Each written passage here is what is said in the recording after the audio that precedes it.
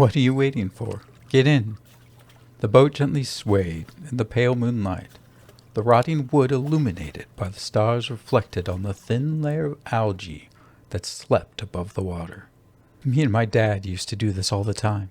He held out his hand, and she gripped it tightly as she stepped into the darkness.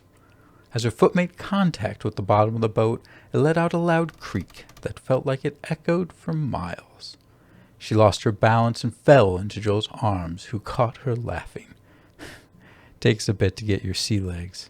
He used the paddle to push against the dock, propelling them towards the darkness.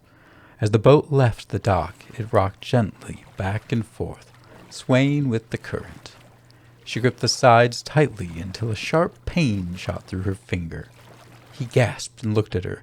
Under the starlight, she was able to make out the silhouette of a giant chunk of wood protruding from her index finger.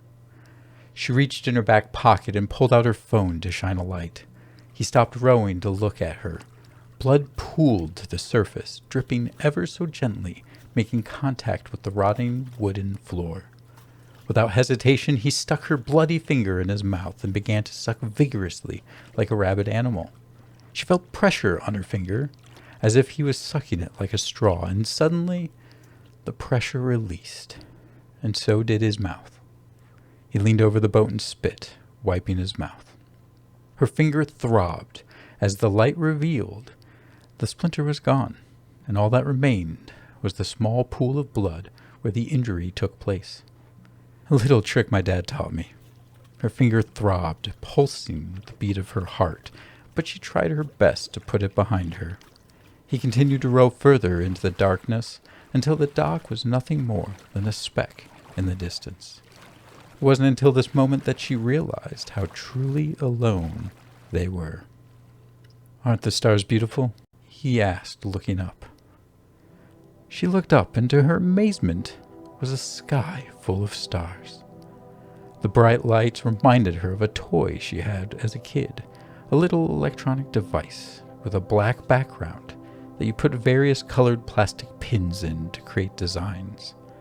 She remembers her dad teaching her the constellations, and just like the toy, the same shapes reflected in the sky.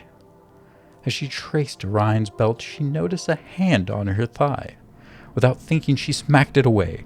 It was cold and slimy to the touch. As her eyes darted to Joel, she saw him splashing inches below the water. She quickly flashed her light in the water, and staring back at her were eyes. Thousands, piercing yellow, blinking in unison. She tried to scream, but her lungs filled with water. As it pulled her deeper, the whispers became a scream as she became one with Lake Tamochi.